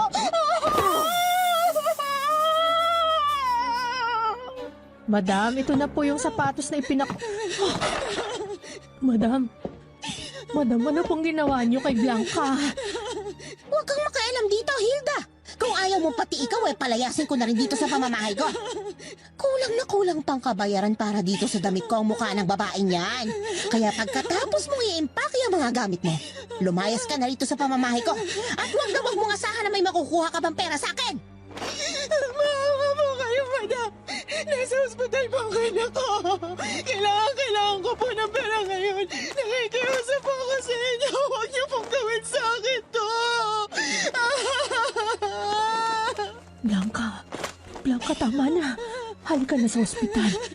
Kailangang ipagamot mo agad yung mukha mo.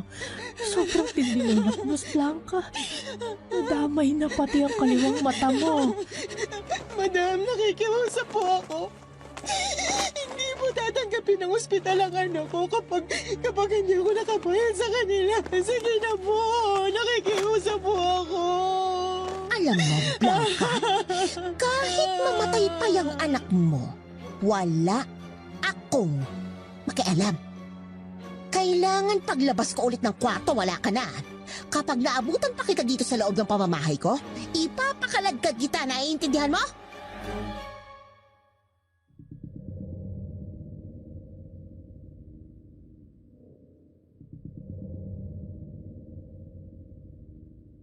Sir Jupiter, yun ang unang beses na nakita kong bumakas ang labis na galit sa mukha ni Blanca. Hindi na po siya nagsalita pa nung nagsimulang maglakad papalayo si Madam Gloria. Pero kung nakamamatay lang ang tinging ipinukul niya sa amo namin noon, malamang ay kanina pa ito bumalagta sa harap namin. Kitang-kita ko ang pagtahip ng dibdib ni Blanca, Sir Jupiter, kasabay ng malakas na pag-ihip ng malamig na hangin sa loob mismo ng bahay na pinagsisilbihan namin. Aaminin kong talagang nakaramdam ako ng takot noon, Sir Jupiter, lalo na at alam ko kung anong kayang gawin ni Blanca.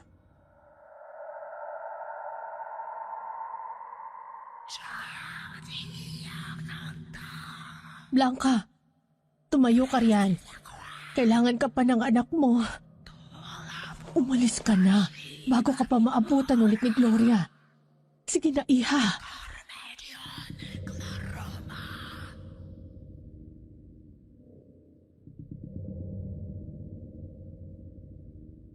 Kung Kung ano man ang ginagawa ni Blanca ng mga sandaling yun, Sir Jupiter, sinubukan kong pigilan yun.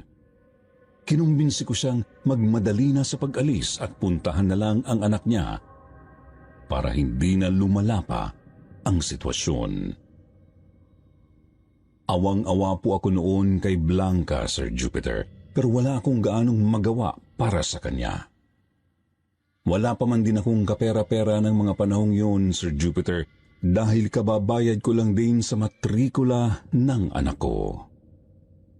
Dahil doon, ay pamasahe lang papuntang ospital ang naiabot ko kay Blanca.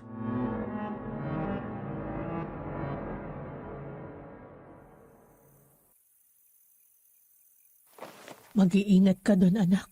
Balitaan mo ko, ha? Kapag nagkapera ko, tutulungan kita. Maraming salamat po sa inyo, Manang.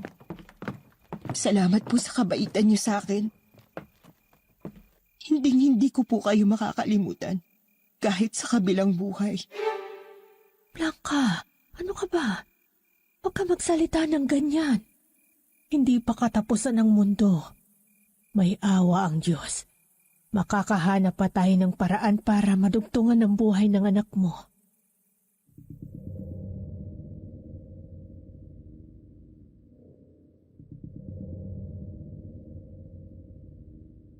Pilit kong pinatatatag ng mga sandaling yun ang loob ni Blanca, kahit na ang totoo, hindi ako sigurado noon sa mga sinasabi ko. Malala na po kasi ang lagay ng anak niya. Pero may pag-asa pa rin naman sana yung magamot kung hindi lang iniipit ni Madam Gloria ang sweldo niya. Nagagamitin sana bilang pambayad sa espesyalistang may kakayahang gumamot sa bata. Sa loob ng 1 linggo, wala na po akong naging balita kay Blanca simula nang umalis siya sa poder ng amo namin, Sir Jupiter. Hanggang sa bigla na lang nakarating sa akin ang isang napakasamang balita na halos dumurog din ng puso ko bilang kapwa isang ina. Namatay ang anak ni Blanca, Sir Jupiter. Ayon po yun sa isang text message na natanggap ko noon galing sa kanya. At yun ay dahil sa kasakiman ni Madam Gloria. Kasakimang hindi niya inaasahang magdadala pala sa kanya ng maaga sa impyerno.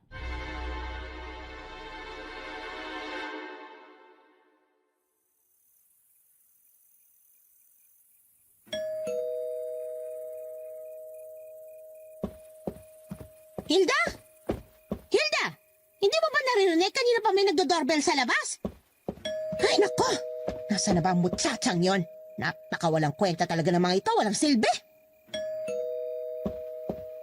Sino ba kasi yan? Istorbo masyado sa beauty rest ko. Oh, wala naman palang tao. Mukhang ako pang napagdiskitahan ng siraulo ah. Teka. Ano naman itong papel na ito? Siningit pa sa gate ko. Napaka-perwisyo talaga.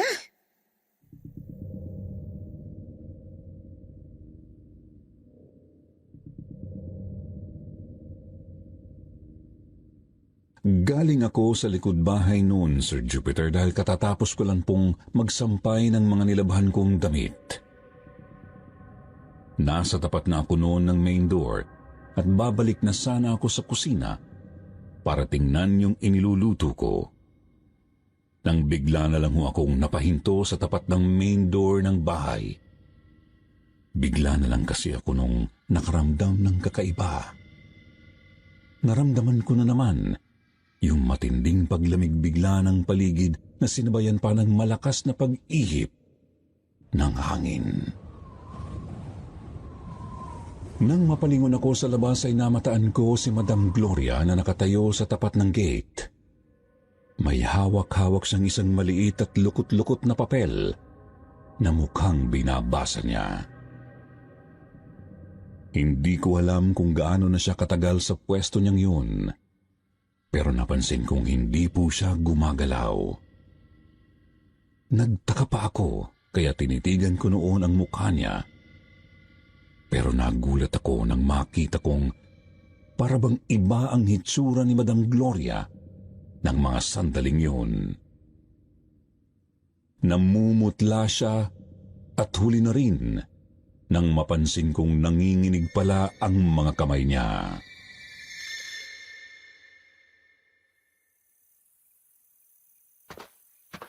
Madam, medyo mainit ho ang sikat ng araw ah. Ba't ayaw niyo hong pumasok?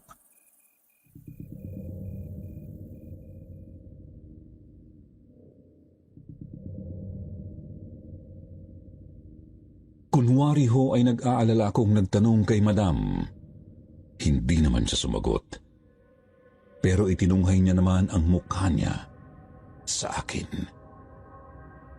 Kitang-kita ko ang takot sa mga mata ni Madam Gloria noon, Sir Jupiter. Para ho siyang nakakita ng halimaw sa paraan ng pagtingin niya sa akin. Napakunot na nga ho noon ang noo ko at akmang hahakbang sana ako papalapit sa kanya. Nang bigla na lang akong makaramdam ng kakaibang presensya sa likuran ko.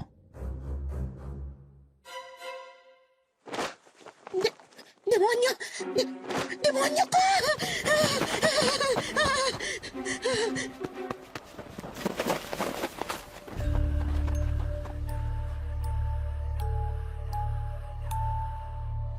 Bigla na lang pong nagtatakbo noon papasok ng bahay si Madam Gloria, Sir Jupiter. Nakita kong nabitiwan niya pa yung sulat na kanina'y binabasa niya. Natatandaan kong pinulot ko ang papel na yon at akma ko na po sanang babasahin, kaya lang... Ay! Bigla na lang may humawak noon sa braso ko. Isang malamig na kamay na parabang pinipigilan akong gawin ang kung anumang gagawin ko sana ng mga sandaling yun. Hanggang sa bigla na lang akong nanigas ng sa likuran ko ay nakarinig ako ng isang pamilyar na tinig na bigla na lang nagsalita. Huwag mong babasahin. Hindi yan para sa'yo. Sir Jupiter, simula ng araw na yun, ay hindi na nahinto ang kababalaghang nangyayari sa amin, lalong-lalo na ang mga kakaiba at nakapangingilabot na nangyayari kay Madam Gloria.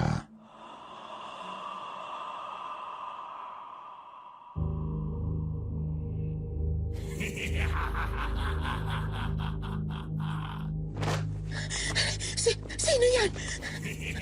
Anong kailangan mo sa akin?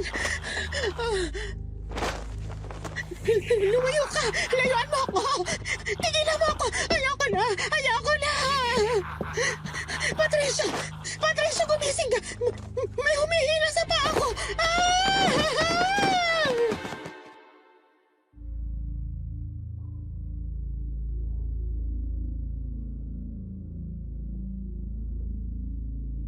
Simula nang mangyari ang kababalaghang yun sa bahay ng aming mga amo ay hindi na ako nakatulog pa ng mahimbing sa mga sumunod na gabi, Sir Jupiter. Kaya naman ng sandaling yun habang nagpapahinga na ako sa maid's quarter ay dinig ko nang biglang humiyaw si Madam. Tapos ay sinundan yun ng isang malakas na kalabog na talaga namang nagpabalikwas ho sa akin noon ng bangon. Dali-dali po akong pumanaog noon papunta sa silid ni Madam Gloria at ganun na lang ho ang gulat ko nang makita kong nakahandusay siya sa sahig. Pilipit ang katawan.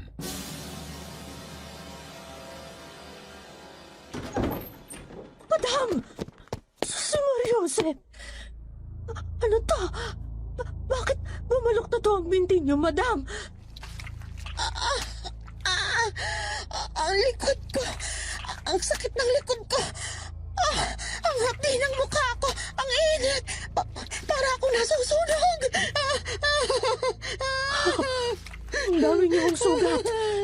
ho galing ang mga ito? Saka, ano ho ba itong nalalaglag sa sahig? Ay, Diyos ko! Mahabagin! Ano ito? Bakit ganito, madam? Naaagnas na ho ang mukha niyo.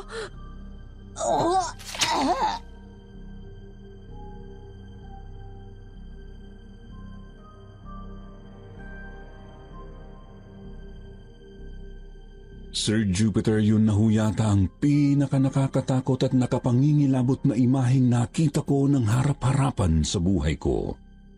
Na hanggang ngayon ay nakakapagpabaliktad pa rin ng sikmura ko. Kitang-kita ko ho na yung balat ni Madam Gloria ng gabing yun halos humihiwalay na sa sarili niyang mga laman. Naglalaglagan ang mga parte ng balat niya sa sahig, Sir Jupiter, na para ba siyang isang buhay na bangkay na unti-unti nang nabubulok. Nakakadiri ang itsura nun, nakakasulasok at alam ko kung sino ang gumagawa nun sa kanya.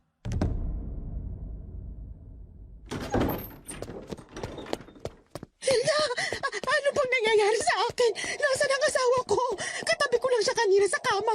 Tawagin mo siya. Sabihin mo dali niya ako sa ospital. Please! Nakikiusap ako sa'yo. Madam, mag-iisang linggo na hong hindi umuwi si Sir Patricio. Imposible hong siya yung katabi niyo kanina sa higaan. Hilda! Hilda, tulungan mo ko. Bakit nangyayari ito sa akin? Anong gagawin ko? Hilda, please! Tulungan mo ako! Ayoko pang mamatay!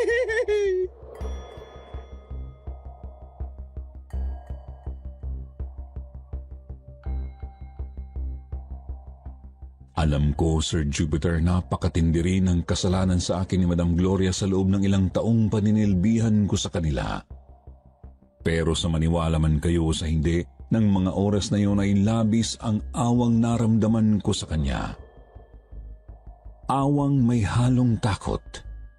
Matinding takot, lalo na nang masaksihan ko ang unti-unting pagbaliko ng bawat buto niya sa mga daliri, sa braso, sa binti. Animo siyang manyika noon o puppet na pinaglalaruan ng hindi nakikitang nilalang. Ay, Diyos ko po! Diyos ko po, madam! Sa tingin ko ho, kailangan niyo nang humingi ng tawad kay Blanca. Malaki ho ang kasalanan niyo sa kanya. Dahil ho sa ginawa niyo sa kanya, namatay ho ang nag-iisa niyang anak. Sigurado kung ito ho ang ganti niya sa inyo.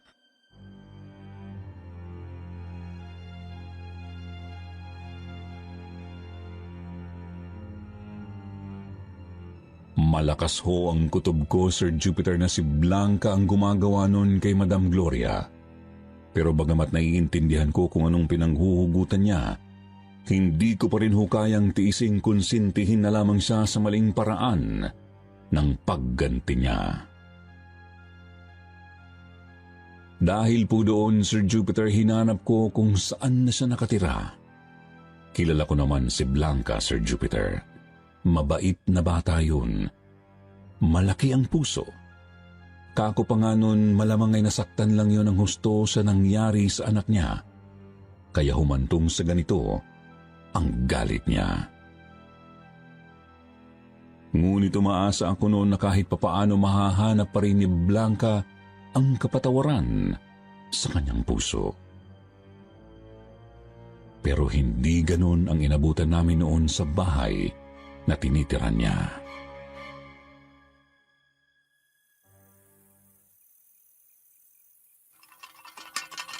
Blanca, si Manang Hilda ito. Nandyan ka ba? Naku, mukha yatang walang tao, Manang. Kanina pa tayo dito pero wala namang sumasagot eh. Hindi. Hindi naman nakalaki tong gate eh. Nakaawang din yung pinto oh. Sandalit papasok ako.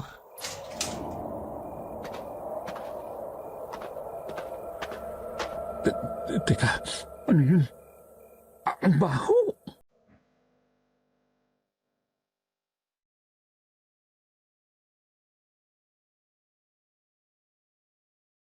Papasok na sana ako ng bahay ni Blanca noon, Sir Jupiter, nang bigla namang nagparamdam yung nakapangingilabot na hangin na nakapagpatayo ng bawat hibla ng mga balahibo namin. Dala noon ay isang napakabahong amoy na parabang may nabubulok. Doon pa lang ho, alam ko na agad na may kakaibang nangyayari sa bahay na yun. At nakumpirma ko yun noong lawakan ko ang pagkakabukas ng pintuan ng bahay ni Blanca.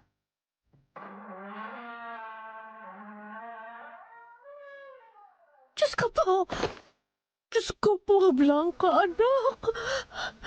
Bakit ginawa mo yan sa sarili mo?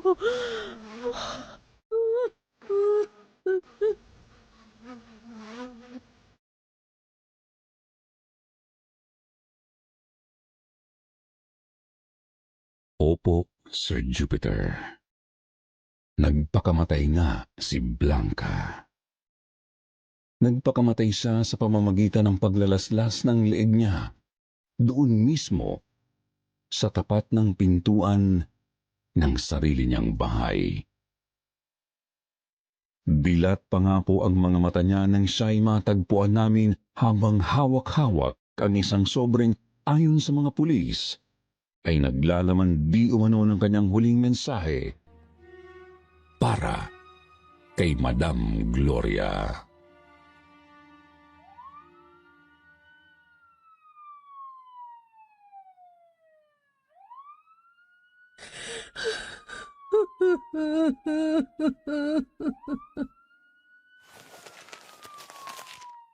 Hinding-hindi ko kailanman ibibigay sa iyong pinakaaasam mong kapatawaran. Isasama kita sa impyerno! Sisiguraduhin kong doon ay muli tayong magkikita at doon ay magsasama tayo ng walang hanggan. Isinusumpa ko yan sa sulat na ito na iiwan ko sa aking kamatayan!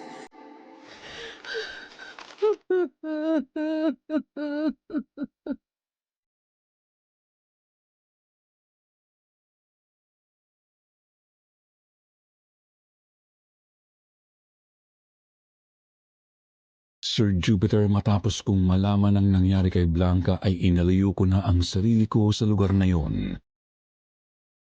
Nung mismong araw na natagpuan namin ang bangkay niya ay umalis na rin ako sa puder ng amo ko. Dahil alam ko, wala na akong magagawa pa. Natakot din po ako noon para sa sarili ko at aaminin kong dahil doon ay ayaw ko na siyang tulungan pa. May anak ako. Ayokong madamay sa karma niya kaya umalis na ako. Hanggang sa mabalitaan ko na lang mula kay Ramil na makalipas lang po ang ilang buwan ay namatay na rin si Madam Gloria. Tuluyan na po siyang isinama ni Blanca sa impyerno. Tulad ng sinabi niya sa iniwan niyang sulat. Hanggang ngayon, Sir Jupiter, kapag naaalala ko ang karanasan kong ito, pakiramdam ko balot na balot pa rin ako ng takot. Pero idinadaan ko lang yun sa dasal. Yun din ang dahilan, kaya hindi ko nagawang ikwento sa iba ang tungkol dito. Maliban na lamang po sa inyong channel. Kaya sana po ay nagustuhan ninyo itong aking kwento. Naway nag-enjoy po kayo sa pakikinig. Ganun pa man, ay dito ko na po tatapusin ang aking sulat. Sir Jupiter, maraming salamat po sa inyong lahat. At more power po sa kwentong Takip Silim.